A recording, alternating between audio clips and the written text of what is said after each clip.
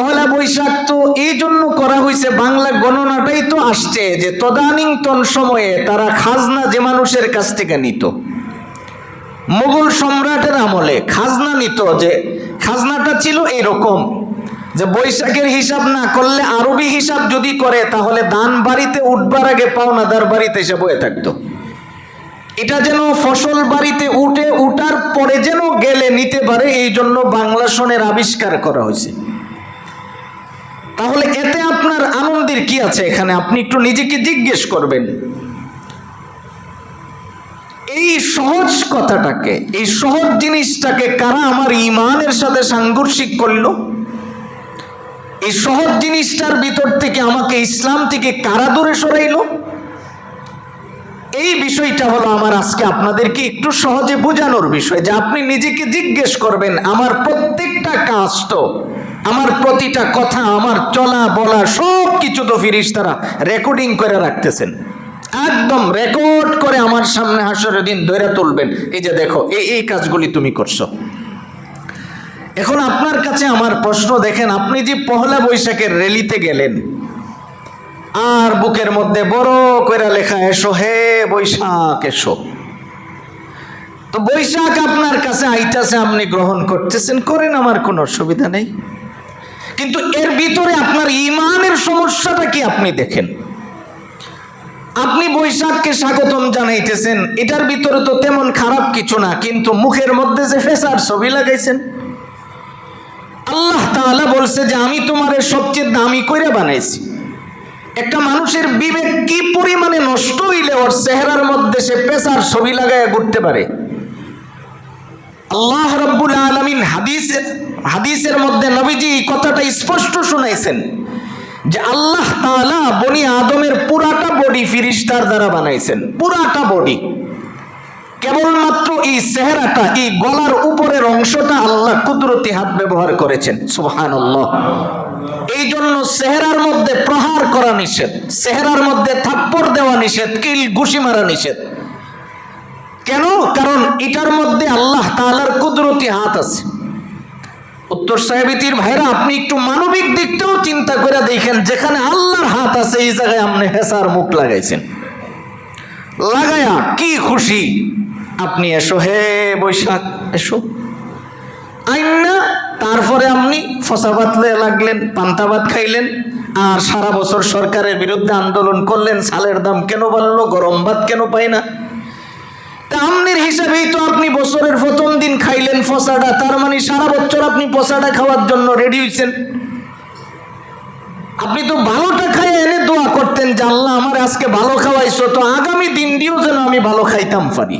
বিষয়টা এরকম না যে আল্লাহ আমি আজকে তুমি আমারে গরম ভাত খাওয়াইছো, বাকি দিনটাও আমারে গরম ভাত খাওয়ানোর সুযোগ দিও। তা আপনি খাইলেন ফসা ভাত, খাইলেন শুটকির ভর্তা, এইগুলি খাই আপনি গরম ভাতের আন্দোলন করলে কি হইব? একটু নিজের আপনি জিজ্ঞেস করেন যে আপনি করতেছেন কি আর আপনার করার কাজটা কি ছিল। আম্মা বা'দু ফাআউযু বিল্লাহি মিনাশ শাইতানির রাজীম। বিসমিল্লাহির রহমানির রহিম। قل أتعبدون من دون الله ما لا يملك لكم ضرا ولا نفعا والله هو السميع العليم صدق الله مولانا العظيم وصدق رسوله النبي الأمي الكريم ونحن على ذلك من الشاهدين والشاكرين والحمد لله رب العالمين اللهم صل على محمد وعلى آل محمد كما صليت على إبراهيم وعلى آل إبراهيم إنك حميد مجيد اللهم بارك على محمد وعلى آل محمد كما باركت على إبراهيم وعلى آل إبراهيم إنك حميد مجيد لا إله إلا الله الحليم الكريم سبحان الله وبحمده سبحان الله العظيم سبحانك لا علم لنا إلا ما علمتنا إنك أنت العليم الحكيم نهاية قابل احترام উপস্থিত দেশ ও জাতির কর্ণধার হযরত উলামায়ে কেরাম, অত্র এলাকার বিভিন্ন অঞ্চল থেকে আগত ইসলাম প্রিয় মুসলিম ভাইয়েরা, মহান রব্বে কারীমের দরবারে অসংখ্য গণিত শুকর আদায় করছি, যিনি অত্যন্ত দয়া করে মেহেরবানি করে আমাদের হায়াতটাকে দীর্ঘায়িত করে সুস্থ শরীরে পবিত্র জুমার দিনে আল্লাহর ঘর মসজিদে বসে নামাজের পূর্বে কোরআন ও হাদিসের কিছু কথা শোনার তৌফিক দিয়েছেন। এই জন্য আমরা সকলেই পড়ছি আলহামদুলিল্লাহ। মুহতারাম ভাই, আমি আপনাদের সামনে পবিত্র কোরআনে কারিমা থেকে সূরা মাঈদার ৭৬ নং আয়াত তিলাওয়াত করেছি। আল্লাহ রাব্বুল ইজ্জত ওয়াল জালাল যেন তিলাওয়াতকৃত আয়াত এবং হাদিসের আলোকে আমাকে ইখলাসের সহিত কিছু কথা বলার এবং আপনাদের সকলকে আমল করার নিয়তে শোনার তৌফিক দান করুন। সকলে বলি আমিন। মুহতারাম ভাই, গত জুমায় আমরা শুনতেছিলাম আল্লাহ রাব্বুল আলামিন নবীজিকে বলছেন, রসুল আপনি তাদেরকে ওই দিনের কথা বলুন, ওই দিনকে ভয় করতে বলেন যেদিন তারা আমার সামনে দাঁড়িয়ে যাবে। আমরা সবাই জানি যে আমাদের সকলকে একটা সময় একত্রিত হয়ে আল্লাহ রাব্বুল আলামিনের সামনে দাঁড়াতে হবে। দুনিয়ার জমিনে রব্বুল আলামিন আমাদেরকে পাঠিয়েছেন পরকাল কামাই করার জন্য। আল্লাহ তাআলা যুগে যুগে নবী রাসূল পাঠিয়েছেন। সমস্ত নবী রাসূলের কাজ একটাই ছিল, মানুষকে আল্লাহর দিকে ডাকা। আমাদের নবী বিশ্ব নবী মুহাম্মদুর রাসূলুল্লাহ, সকলেই পড়ি সাল্লাল্লাহু আলাইহি ওয়াসাল্লাম। নবীজি লম্বা সময় 23 বছরের মেহনতের মাধ্যমে বুঝাইয়া দিয়েছেন উম্মতকে, দেখো যে এই দুনিয়াতে আসাটাই হলো আল্লাহ রাব্বুল আলামিনের কাছ থেকে পরকালের শান্তি কামাই করে নেওয়ার জন্য। দুনিয়ায় আমি কখন কিভাবে চলবো, কি করব, সমস্ত কাজগুলি আল্লাহর রাসূল সাল্লাল্লাহু আলাইহি ওয়াসাল্লাম বাস্তবেই আমাদেরকে দেখিয়েছেন। আমাদেরকে আল্লাহ তাআলা কোরআনে কারিমায় সমস্ত বিধিবিধানগুলি দিয়েছেন, আর হাদিসের মাধ্যমে নবীজি বাস্তবে আমাদেরকে বুঝাইয়া দিয়েছেন।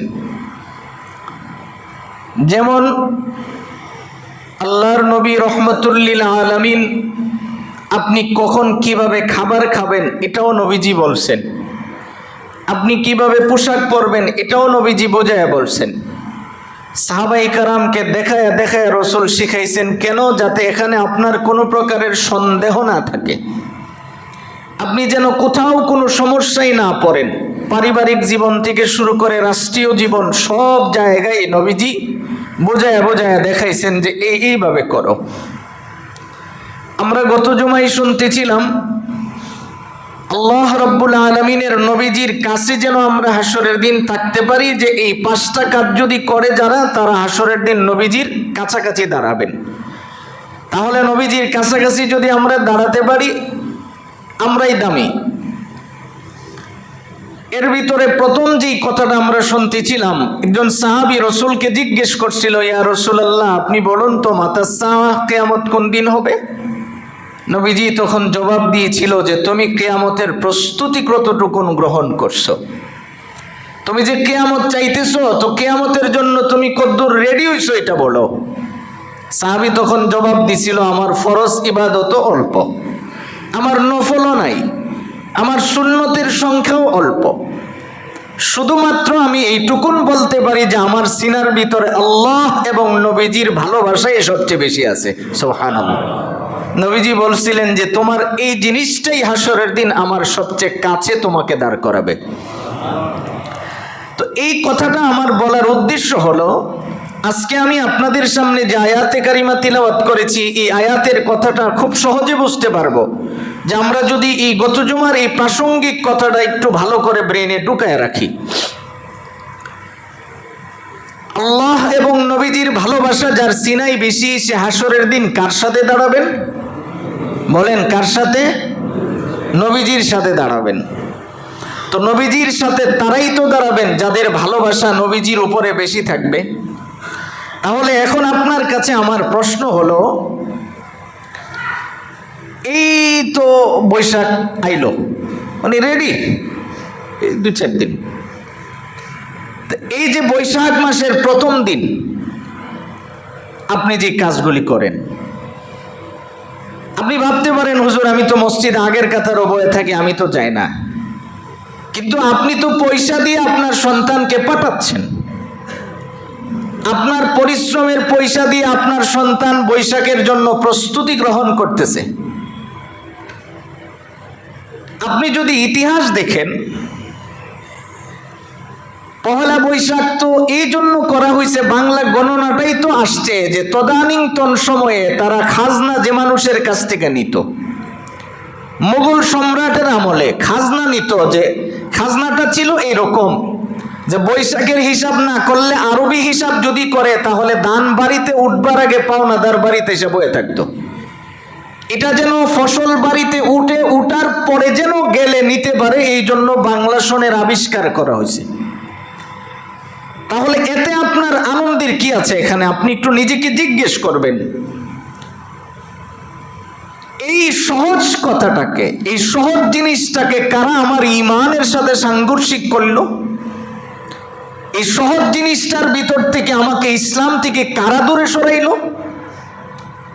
এই বিষয়টা হলো আমার আজকে আপনাদেরকে একটু সহজে বোঝানোর বিষয়, যে আপনি নিজেকে জিজ্ঞেস করবেন, আমার প্রত্যেকটা কাজ তো, আমার প্রতিটা কথা, আমার চলা বলা সব কিছু তো ফেরেশতারা রেকর্ডিং করে রাখতেছেন, একদম রেকর্ড করে আমার সামনে হাসরের দিন ধরে তুলবেন, এই যে দেখো এই কাজগুলি তুমি করছো। এখন আপনার কাছে আমার প্রশ্ন, দেখেন আপনি যে পহেলা বৈশাখের র্যালিতে গেলেন আর বুকের মধ্যে বড় করে লেখা এসো হে বৈশাখ এসো, তো বৈশাখ আপনার কাছে আইতাছে, আপনি গ্রহণ করতেছেন, করেন, আমার কোনো অসুবিধা নেই। কিন্তু এর ভিতরে আপনার ঈমানের সমস্যাটা কি আপনি দেখেন। আপনি বৈশাখকে স্বাগতম জানাইতেছেন, এটার ভিতরে তো তেমন খারাপ কিছু না, কিন্তু মুখের মধ্যে যে ফেসার ছবি লাগাইছেন। আল্লাহ তাআলা বলছে যে আমি তোমারে সবচেয়ে দামি কইরা বানাইছি। একটা মানুষের বিবেক কি পরিমাণে নষ্ট হইলে ওর চেহারার মধ্যে সে পেশার ছবি লাগায় ঘুরতে পারে। আল্লাহ রাব্বুল আলামিন হাদিসের মধ্যে নবীজি এই কথাটা স্পষ্ট শুনাইছেন যে আল্লাহ তাআলা বনি আদমের পুরাটা বডি ফেরেশতার দ্বারা বানাইছেন, পুরাটা বডি। কেবলমাত্র এই চেহারাটা, এই গলার উপরের অংশটা আল্লাহ কুদরতি হাত ব্যবহার করেছেন। সুবহানাল্লাহ। এই জন্য চেহারার মধ্যে প্রহার করা নিষেধ, চেহারার মধ্যে থাপ্পড় দেওয়া নিষেধ, কিল ঘুষি মারা নিষেধ। কেন? কারণ এটার মধ্যে আল্লাহ তাআলার কুদরতি হাত আছে। উত্তর সাহেবিতির ভাইরা, আপনি একটু মানবিক দিকটাও চিন্তা করে দেখেন, যেখানে আল্লাহর হাত আছে এই জায়গায় আপনি হেসার মুখ লাগাইছেন, লাগায়া কি খুশি আপনি এসো হে বৈশাখ এসো আইনা, তারপরে আপনি ফসাবাদ লাগলেন, পান্তাবাদ খাইলেন, আর সারা বছর সরকারের বিরুদ্ধে আন্দোলন করলেন, চালের দাম কেন বাড়লো, গরম ভাত কেন পায় না।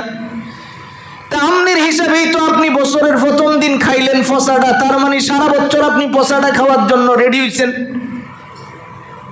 আপনি তো ভালোটা খাইয়ে এনে দোয়া করতেন যে আল্লাহ আমার আজকে ভালো খাওয়াইছো, তো আগামী দিনটিও যেন আমি ভালো খাইতাম পারি। বিষয়টা এরকম না যে আল্লাহ আমি আজকে তুমি আমারে গরম ভাত খাওয়াইছো, বাকি দিনটাও আমারে গরম ভাত খাওয়ানোর সুযোগ দিও। তা আপনি খাইলেন ফসা ভাত, খাইলেন শুটকির ভর্তা, এই গুলি খায় আপনি গরম ভাতের আন্দোলন করলে কি হইব? একটু নিজের আপনি জিজ্ঞেস করেন যে আপনি করতেছেন কি আর আপনার করার কাজটা কি ছিল। আল্লাহ রাব্বুল আলামিন আমার তিলাওয়াতকৃত আয়াতে বলেন, কুল আতাবুদুনা মিন দুনিল্লাহ মা লা ইয়ামলিকু লাকুম দাররান ওয়ালা নাফআ। আল্লাহ তাআলা বলেন যে আপনি রাসূল, আপনি তাদেরকে বলে দেন, তারা কি এমন কিছুর কাছে কিছু কামনা করবে যে তার নিজের উপকার করতে পারে না, যে সে তার নিজের উপকারই করতে পারে না, আবার আপনার কি উপকারটা করে দিবে? এই কথাটা আরো সহজে বুঝেন। আনাস ইবনে মালিক থেকে বর্ণিত হাদিস, নবীজির এক সাহাবী রসুলের সামনাসামনি বৈশা হাসতেছেন। তো রসুল জিগায়, তুমি হাসো কেন? সাহাবী জবাব দিচ্ছে, ইয়া রাসূলুল্লাহ, আপনার কাছে আসলেই আমার হাসি উঠে এই জন্য যে আমি তো এমন একজন পূজক ছিলাম, মূর্তি পূজারী। আমার পূর্বের ইতিহাসগুলি মনে হইলেই আমার হাসি উঠে যে আমি কিসের পিছনে দৌড়াইছি সারাটা জীবন। নবীজি বলেন, ব্যাপারটা কি আমাকে একটু বলো। সাহাবী বলতেছে, হুজুর আমি তো ব্যবসায়ী মানুষ, সবসময় ব্যবসার কাজে বিভিন্ন জায়গায় যেতে হইতো। এক পর্যায়ে আমি বাড়িতে আসছি, বাড়িতে এসে সন্ধ্যার সময় বাড়ির ঢুকছি, হঠাৎ করে রাতের বেলায় আমার খবর হয়েছে যে এই রাত্র থাকতে থাকতেই সিরিয়া থেকে একটা ব্যবসার কাফেলা আসবে। আমি এই ব্যবসার কাফেলার সাথে জড়িত হইলে আমার সামনের ব্যবসাটা আরো সহজ হবে। আমি এই জন্য তাড়াহুড়া করে ব্যাগপত্র গুছাইতেছি, কারণ আমার সফরটা তো লম্বা সময়ের, কয়েক মাসের সফর। বের হওয়ার সময় আমি আমার বিবিকে জিজ্ঞেস করলাম, ঘরের মধ্যে কোনো মূর্তি টুর্তি আছে? কারণ আমাদের তো ওই যে 12 মাসে 13টা পূজা, এরকম পূজা করার জন্য মূর্তি তো সাথে করে নিয়ে যেতে হয়। আমার স্ত্রী বলতেছে, না নাই তো। আমার স্ত্রী খুব ভালো কাজ জানতো। সে করলো কি, ঘরের ভিতরে আটালু খেজুর ছিল, খেজুর দিয়ে একটা মূর্তি বানায় আমারে দিয়ে দিছে, যে এটাই আপনি ব্যাগে বইরা লয়ে যান, যখন দরকার হইব যা কিছু কোয়ার আপনি সামনে কোয়েন। তো সাহাবী বলতেছি, ইয়া রাসূলুল্লাহ, আমি যখন সফর শুরু করছি, সফরের এক পর্যায়ে আমার খাদ্য শেষ। আমি তখন মূর্তিটাকে সামনে রাখলাম, আমি রেডি হয়ে বসি। বয়া যা ফরার আমি পড়ছি, ফরার পরে কইতাছি, আমার এখন খিদা লাগছে, খাওয়ান দাও। দেখি যে নড়েও না চড়েও না। লম্বা সময় কোয়ার পরে রাগ উঠতে গেছে গা, ফট করে আমি তার নাকটা এরকম খামসা দিয়া ভেঙ্গে না খাই বলাইলাম। দেখি যে নাক খাইছি, নড়ে না, কথাও কয় না। এখন রাগে তার আরেক হাত ভেঙ্গে আমি খাইছি, এমন দিও এটাও কয় না। তা আল্লাহ তো এই কথাটাই বলতেছে, রাসূল আপনি তাদেরকে বলেন না যে ওরা কি ওই জিনিসের কাছে চায় যে তার নিজের উপকার করতে পারে না? দাম নিজে ফেসার চেহারা লাগায় এসো হে বৈশাখ, তাও আবার লম্বা করে দেখবেন ওইটা একদম বড় করে লেখা রাখছে এই বুকের উপরে, যে এই যে আপনি ডাকটা দিলেন আর এই কাজটা যে করলেন, এই কাজটা আপনাকে কে শিখাইলো এটা একটু পরে বুঝেন। আগে দেখেন আপনি যে কাজটা করতেছেন এটা ইসলাম কতটুকুন সমর্থন করে। তো সাহাবী বলতেছে, আমি যখন দেখলাম যে ও কিছু কয় না, না আরেক হাত খাইছি, এরকম করে খাইতে খাইতে পুরাটা খাইয়া ফেলাইছি। তারপরেও দেখি তার কোনো সারা শব্দ নেই। সাহাবী কয়, রাসূল আপনাকে পাওয়ার পরে যখন ইসলাম গ্রহণ করছি, এখন তো কত সহজ আল্লাহ আমারে করে দিয়েছেন। কিছুর দরকার হয় আমি নামাজে দাঁড়ায় আল্লাহর কাছে দোয়া করি, আল্লাহ তাআলা অল্প সময় পরেই আমাকে কুদরতিভাবে এই ব্যবস্থাটা করে দেন। সুবহানাল্লাহ। তাহলে আমাদের বোঝার বিষয় হলো, আল্লাহ তাআলা বলতেছেন যে ওরা যে চাই, যার কাছে চাই সে তো নিজেরই কিছু করতে পারতেছে না, আবার আপনার কি করবে? সে নিজের উপকার যে করতে পারে না, সে অন্যের উপকার করার তো তার কোনো সুযোগ নাই।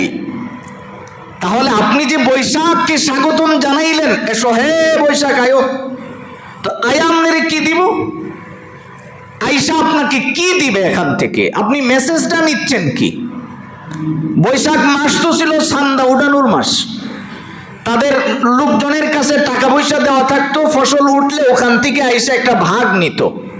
এই গণনার জন্য বাংলা ভাষাভাষী আমরা যারা, এই গণনাটা আমাদের জন্য সহজ, আমরা হিসাব রাখতে পারি, কারণ 6 ঋতুর বাংলাদেশ ঋতুর সাথে এটার একটা মিল আছে, যার কারণে কোন সময়ে কোন ফসলটা হয় এটা বাংলা গণলে সহজে ফসলটা পাওয়া যায়।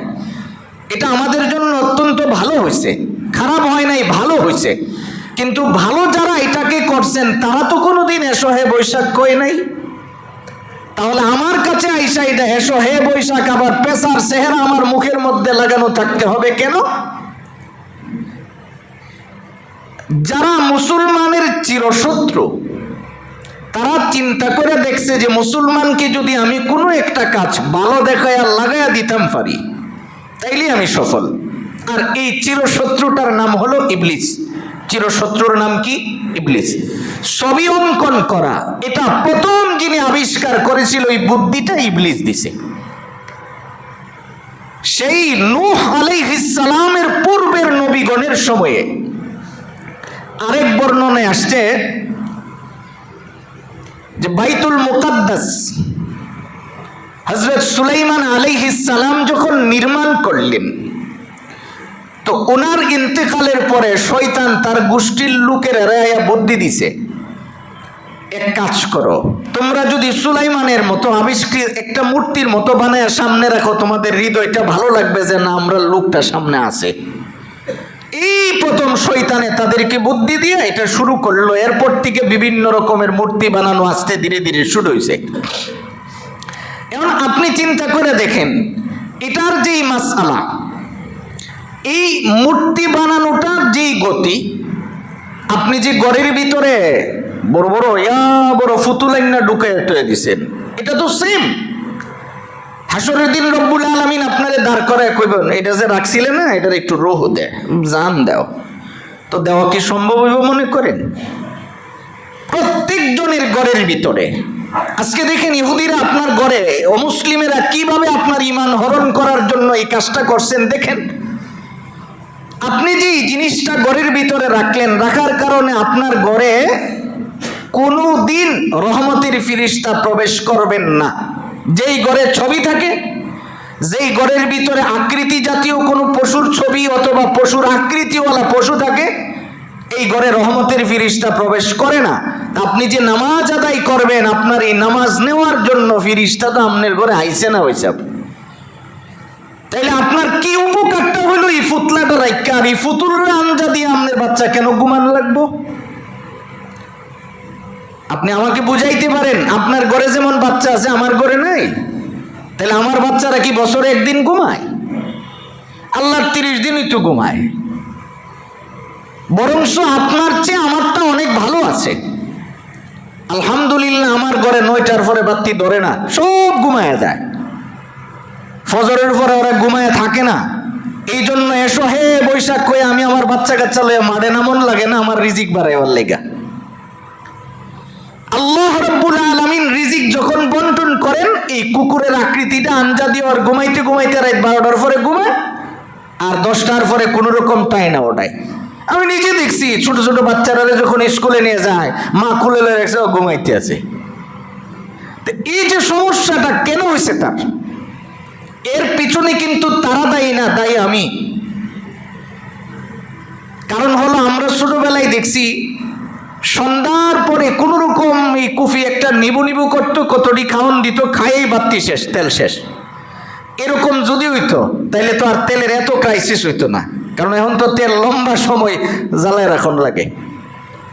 তবে এইটুকুন আরামে আছি, রাস্তাঘাটে এখন একটু বাইক কম দেখি, কারণ একটু তেলের সমস্যা তো। আমি গতকালকে একজনরে কইছি যে আমি গতকাল সিলেটে গেছিলাম, পরে আসার সময় আসছি বিমানে। তো এই যাওয়ার সময় আমি একজনরে কইছিলাম যে আমার বাসার থেকে আমি গাড়ি নিতাম না, তো আমার একটু বিশ্ব রোড আগায় দাও। আমার ভাই তেল নাই। আমি বললাম যে অসুবিধা নেই, তো তুমি আমার সাথে লো, দুইজন গল্প করতে করতে যাই, যেমনি যাই তুমিও লো, দুইজন যাই। গেলে আমি তো আর আইতাম না। যে কথাটা বলতেছিলাম, আপনি যদি শরীয়ী বিধানটাকে পূর্ণভাবে মানেন আপনার সব দিক আল্লাহ সহজ করে দেয়, এটাই বাস্তবতা। কারণ সুন্নত ছিল আপনি যখন মাগরিবের পরে, আমাদের ছোটবেলায় যে জিনিসটা আমরা দেখছি এটাও সুন্নাহ, আপনি সন্ধ্যার পরে মাগরিবের পরে খাবার খাইছেন রাসূল সবচেয়ে বেশি সময়, তো খায়া দেয়া আপনি যখন ইশারের নামাজ আদায় করতে হাইটা হাইটা মসজিদে আসবেন, ডাক্তার সাহেবদের কাছে গেলে এটাই বলে যে আপনি খাবারটা হজম করে এরপরে ঘুমায়েন।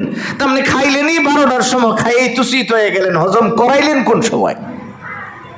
তো এই যে সমস্যাগুলি কিন্তু হচ্ছে, আপনি শরীয়তের বিধান তো সেই 1450 বছর আগে রাসূল শিখাইয়া গেছেন, ওইটার থেকে আপনি দূরে সরছেন, তো তত সমস্যা আপনার আমার নিজেদের হইতেছে। এই জন্য মোহতারাম ভাই, যে এই কথাটা বলতেছিলাম, আল্লাহ রাব্বুল আলামিন বলেন, হাবিব আপনি ওদেরকে বলেন যে জমিনে তারা যদি শান্তিতে থাকতে চায়, এটা আমি আল্লাহর নিজাম অনুযায়ী তারা শান্তিতে থাকতে পারবে। আমার নিজামকে যখন তারা উলট পালট করতে চেষ্টা করবে, তারা নিজেদের ক্ষতিতে নিজেরা পড়বে, নিজেদের ক্ষতি নিজেরা তাই না আনবে। হাদিস শরীফের মধ্যে রহমতুল্লিল আলামিন নবীজি বলেন, দেখো মুসলিম শরীফের হাদিস, যে রাসূল সাল্লাল্লাহু আলাইহি ওয়াসাল্লাম বলেন যে দুনিয়ার জমিনে তোমরা যখন দেখবা যে 10টা কাজ মানুষ বেশি বেশি করতেছে, তখন বুঝা নিবা যে দুনিয়া বেশি দিন আর টিকবে না, কারণ বিপদ আসমান থেকে একেবারে তসবির দানা ছিঁড়লে যেভাবে গোটাগুলি পড়ে যায়, এইভাবে তাদের উপরে একটা একটা করে গজব পড়তেই থাকবে, পড়তেই থাকবে, কোনোদিন গুছানো সম্ভব হবে না। একদিক বন্ধ করতে চাবে, আরেক দিক দিয়ে পড়তে থাকবে।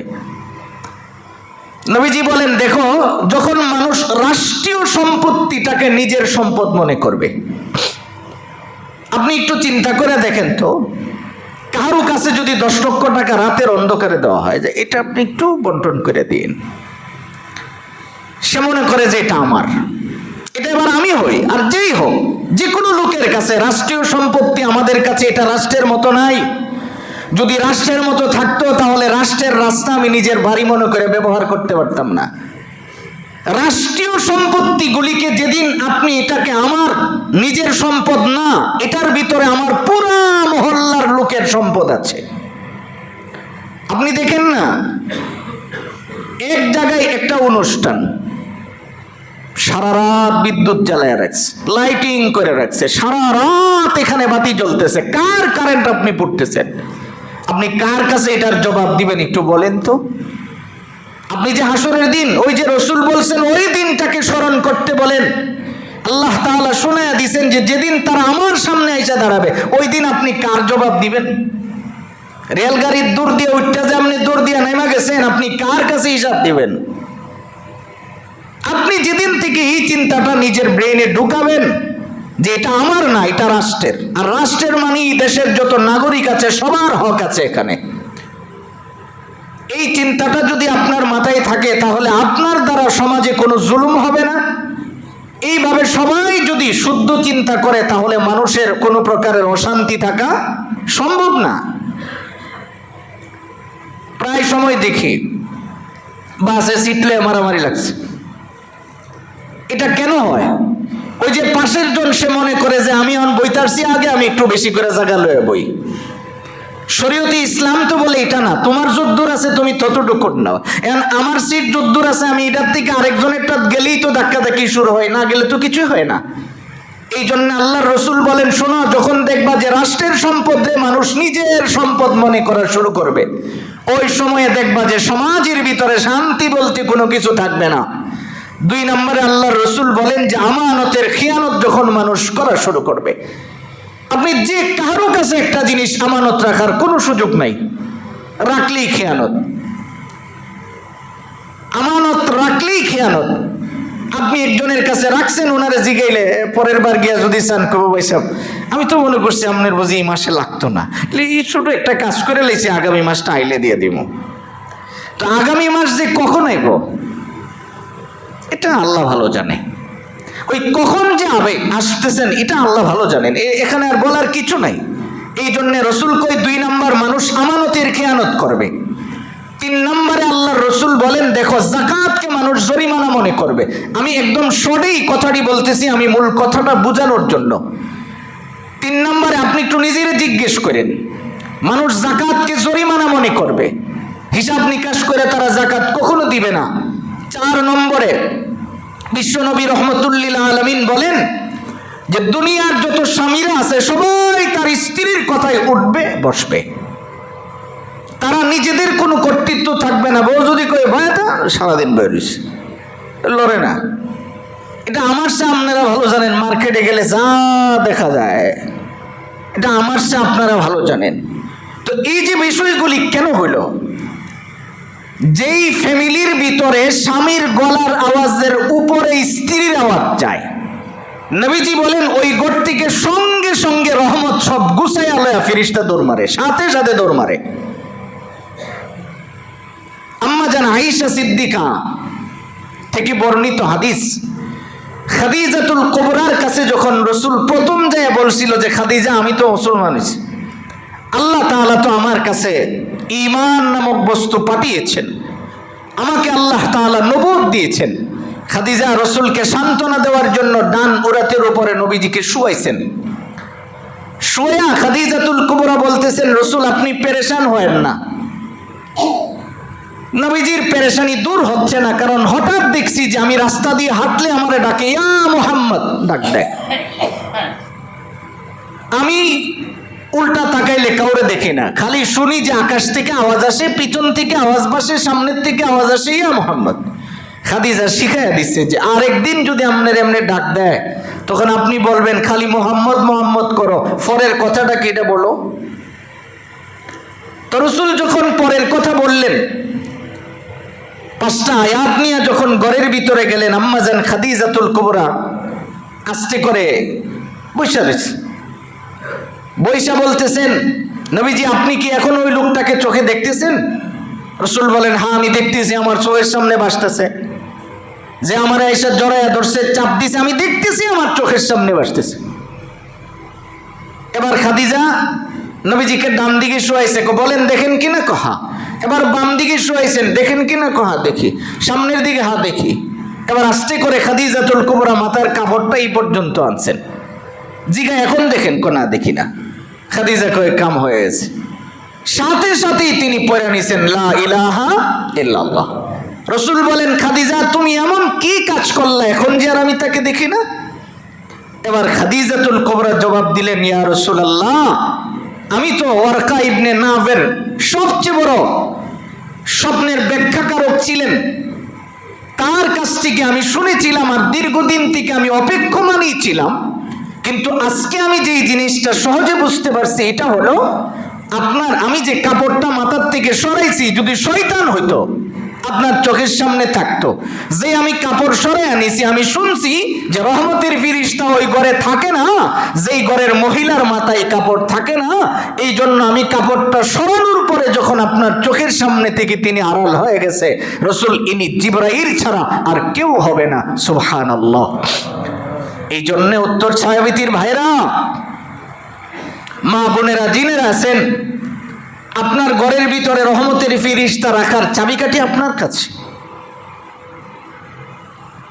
আপনি মনে করতেছেন কোনো মানুষের সামনে গেলে এনে কাপড় দেওয়ার দরকার, ঘরের ভিতরে আর কিসের দরকার?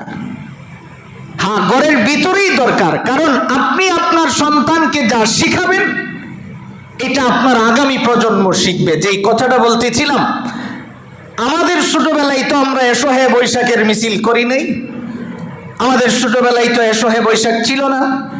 এখন মাও যায় মেয়েও যায়, আর বৈশাখের আকৃতিতে হিন্দুদের মতো পোশাক পরিধান করে, আরো কি কি করে, এইগুলি এই জায়গার থেকে বলার বিষয় না, এটা আপনারা নিজেরা নিজেদের দিক থেকে চিন্তা করেই বুঝবেন।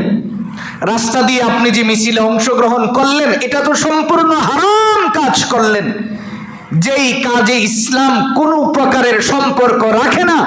আর আল্লাহর রাসূল এই জন্যই বলছেন মান তাশাব্বাহা বিকাউমিন, স্পষ্ট নবীজি প্রায় 26 জায়গায় হাদিসটা আসছে একাধিক কিতাবের মধ্যে, যে রাসূল বলেন যে যারা অন্যের সাদৃশ্যতা ধারণ করে, যে যেই জাতির সাদৃশ্য হয়ে যায়, হাসরের দিন তারা ওদের সাথেই দাঁড়াবে।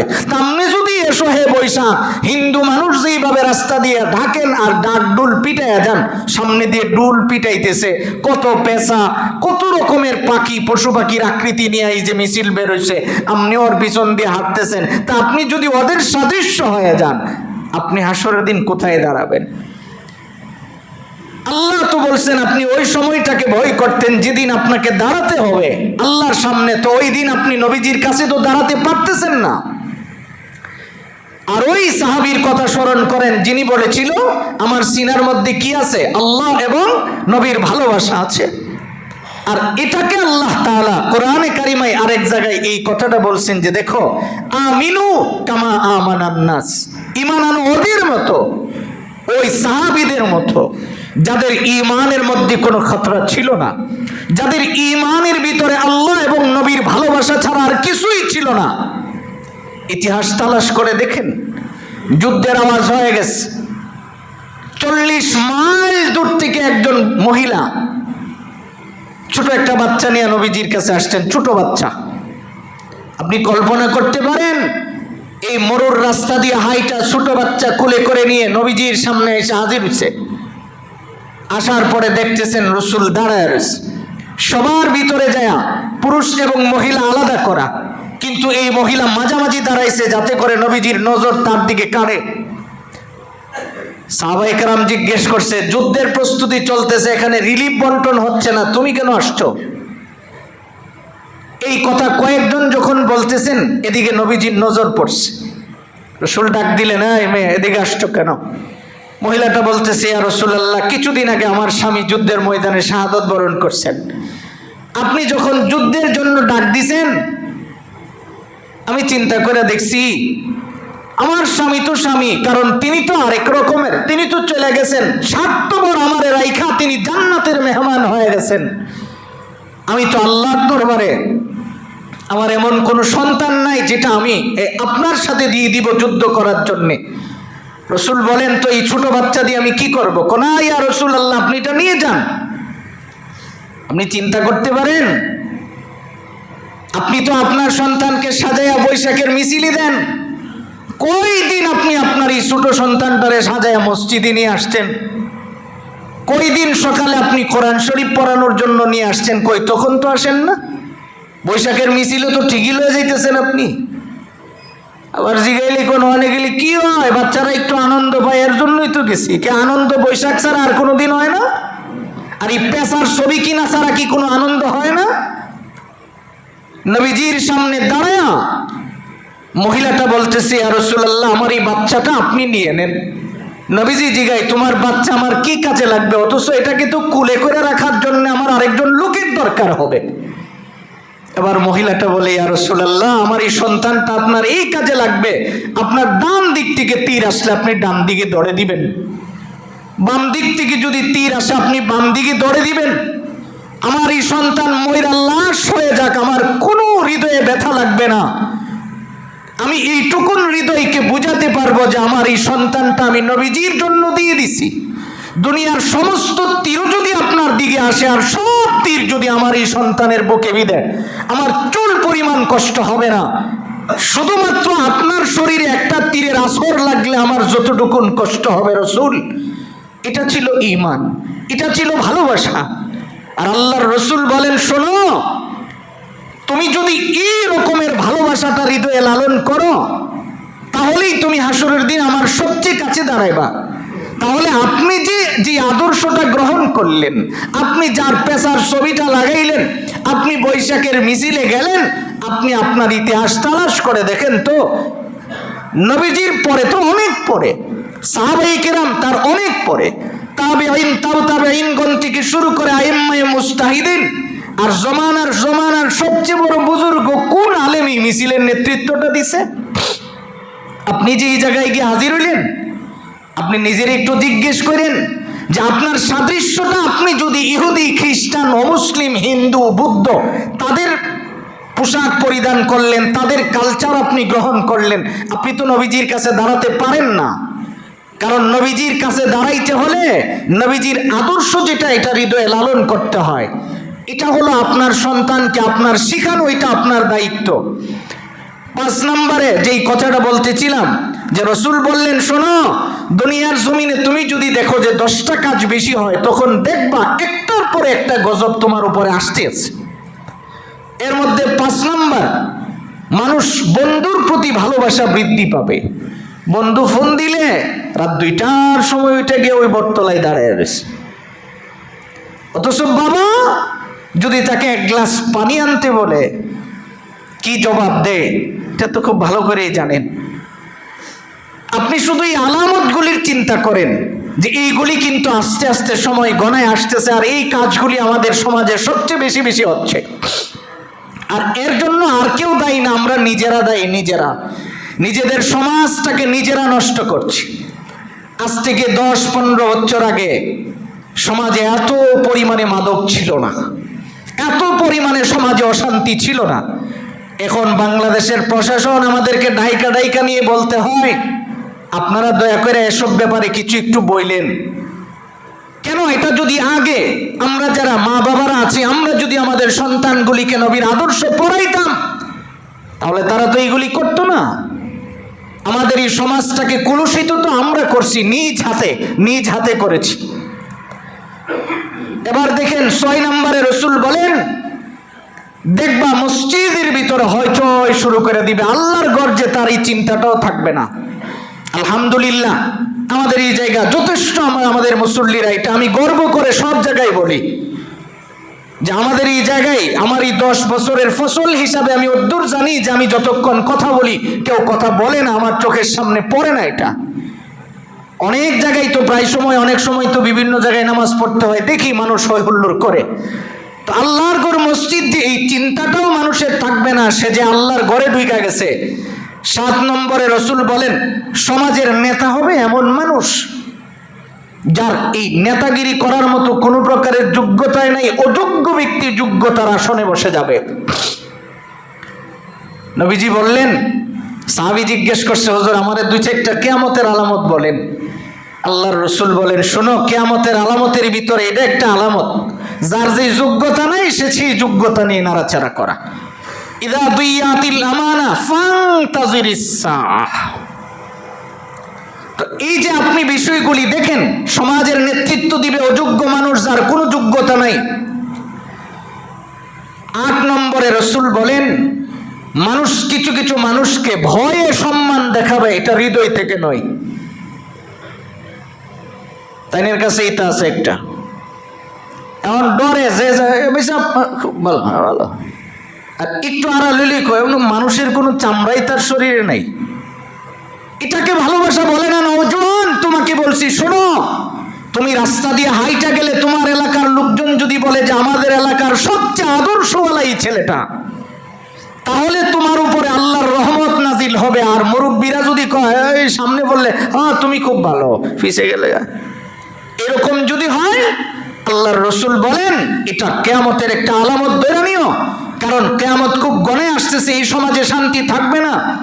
9 নম্বরে রসুল বলেন, বাদ্যযন্ত্রের আবির্ভাব খুব বাড়বে। প্রতিটা ঘরে ঘরে সকালে ঘুমতে উঠলে দেখবেন গানের প্র্যাকটিস করে, ব্রাশ করতেছে আর হেও গান গাইতেছে। আরে মেয়ে, তোমার কাজ তো ছিল তুমি কোরআন শরীফ তিলাওয়াত করো, তুমি মুসলমান, তোমার কাজ ছিল তুমি দোয়া কেরাত পড়ো, তুমি তো গানের প্র্যাকটিস করো। তো এই যে কাজটা করতেছো, এর দ্বারা কি করতেছো? সমাজের ক্ষতি করতেছো, কিন্তু তুমি তোমার সমাজকে তুমি কলুষিত করতেছো। 10 নম্বরে আল্লাহর রসুল বলেন, এই সমাজের এই সময়ের মানুষগুলি পূর্বের মানুষদের সমালোচনা করবে। আমাদের পূর্বের যুগের মানুষ কিন্তু শতগুণ ভালো ছিল। আজকের থেকে 50 বছর আগে যারা চলে গেছে, ওরা সীমানা লয়ে আমরার মতো 2 ইঞ্চি জায়গা লয়ে এত মাইর ফিট করছে না। তাহলে এদিক থেকে তো তারা আমাদের চেয়ে শতগুণ ভালো। তারা কোনোদিন মুরব্বীদের সাথে বিয়াদবি করছে না, এদিক থেকে তারা আমাদের চেয়ে শতগুণ ভালো। তারা কোনোদিন মানুষকে ঠগায় নাই। এত স্কেলে মাফ তখন ছিল না, কোন রকম খালি একটা পালা দিয়ে মাইপা দিলেই তারা সন্তুষ্ট ছিল। তাহলে এরা তো আমাদের চেয়ে 1000 গুণ ভালো ছিল, শতগুণ না 1000 গুণ ভালো ছিল। রসুল বলেন, যারা পূর্বের মানুষের সমালোচনা করে, বাফেরে ফুলাফান ঠেক দিয়া কয়, কি দিয়া যাইতেছ আমরা রে? এই যে একটা কথা বলে ছেলেগুলি, আমার তো মনে চায় ও দূরে দূরে টান দিয়ে ছিঁড়ে ফেলা। জানো কি ছেলে, তুমি কার সামনে দাঁড়ায় গলা গরম করো? তুমি জানো তুমি কার সামনে দাঁড়াই আওয়াজটা বড় করো? এই তোমার মতো লোকের কারণে সমাজের যত প্রকারের অশান্তি আসছে, যারা পূর্বের মুরব্বীদের সমালোচনা নিয়ে ব্যস্ত থাকে। চাঙ্গা পোলাপান দোকানে বসে সমাজের মুরব্বীদের সমালোচনা করে, দুষ্ট পোলাপান। এদের কারণে সমাজের ভিতরে আল্লাহর রসুল বলেন যে এই সময়ে তুমি দেখবা যে এই 10টা কাজ যখন বেড়ে যাবে, বুঝে নিবা যে এই সমাজের ভিতরে আর শান্তি থাকবে না, শান্তি গুছাইয়া চলে যাবে, ওখান থেকে শান্তি উল্টা যাবে। আর এই অশান্তিটা আসার মূলে কারণ হলো মানুষ যার কাছে চাওয়ার দরকার তার কাছে না চাইয়া এই এসো হে বৈশাখ, এটা করে। আল্লাহ তাআলা এই কথাটাই বলেন, কুল আতাবুদুনা মিন দুনিল্লাহ মা লা ইয়ামলিকু লাকুম দাররান ওয়ালা নাফা। হে রাসূল, আপনি তাদেরকে বলেন না যে ওরা কি ওই বস্তুর কাছে যে চায় যে নিজের কোনো উপকার করতে পারে না, সে আবার আরেকজনের কি উপকার করে দিবে। আল্লাহু হুয়াস সামিউল আলিম। ও কি জানে না যে আল্লাহ সবচেয়ে জ্ঞানী? ও কি জানে না যে আল্লাহ সবকিছু দেখেন, সবকিছু শুনেন? তাহলে মূল কথা হলো আমাদের চাইতে হবে কার কাছে? বৈশাখের কাছে, আল্লাহর কাছে চাইতে হবে। তাহলে এই বৈশাখ নামক রেলি মুসলমানের জন্য হালাল না হারাম? সবাই বলেন, আবার বলেন। তাহলে এই 14 এপ্রিলই তো মনে হয় পয়লা বৈশাখ হয়। সবাই মিল্লা এই ফান্তা বাতলে মিছিলে যামুগা? আপনারা যদি যান আমারে কইলে না, আমিও গেলাম। বিষয়টা কি রকম? আমরা আল্লাহর কাছে দোয়া করব যে এই বৈশাখ মাস আসছে, নতুন বাংলা বছর শুরু হয়েছে, আল্লাহ যেন আমাদের ফসলগুলিতে বরকত দেন, আল্লাহ যেন আমাদের দেশের অভাব অনটন দূর করেন। এই দোয়া না কইরা বটতলায় গিয়া ফান্তা বাতলে মিছিল করলে তেলের অভাব দূর হইব? চাইতে হইব আল্লাহর কাছে যেন সমস্ত বিপদ আপদ থেকে আমাদের দেশকে হেফাজত করেন। এক কথাই আমরা বুঝলাম বৈশাখ এটা আমাদের কাজ না। এসো হে বৈশাখ, এটা মুসলমানের কাজ। কথা বলেন, এটা মুসলমানের কাজ। যাদের আল্লাহ নাই তারাই এই কাজগুলি করে। যাদের এত বড় রব যাদের আছে তারা এই কাজ করতে পারে না। আমাদের কোনো কিছু চাওয়ার দরকার হইলে আমরা কার কাছে চাইব? আল্লাহ তাআলার কাছে। আল্লাহ যেন আমাদেরকে এই বৈশাখের অপসংস্কৃতি থেকে আমাদের যুব সমাজ সহ আমাদের প্রতিটা মানুষকে হেফাজত করেন। সকলে বলে আমিন।